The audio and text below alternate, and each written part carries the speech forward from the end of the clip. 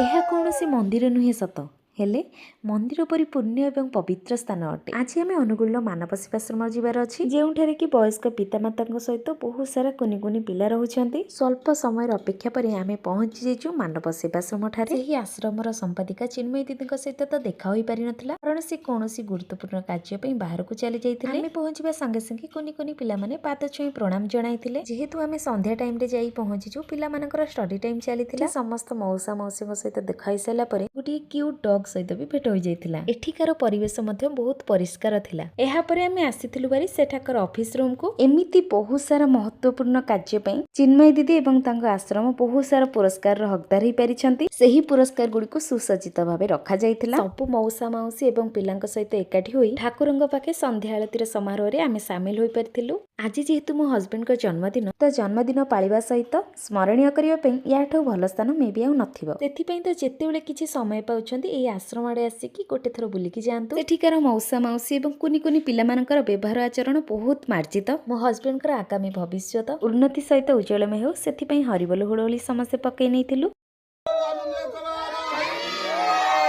ଆହୁରି ବହୁତ ସାରା ମେମୋରି ଅଛି। ନେକ୍ସଟ ମିନି ବ୍ଲଗରେ ନିହାତି ଦେଖିବେ। ରହିଲି, ଜୟ ଜଗନ୍ନାଥ।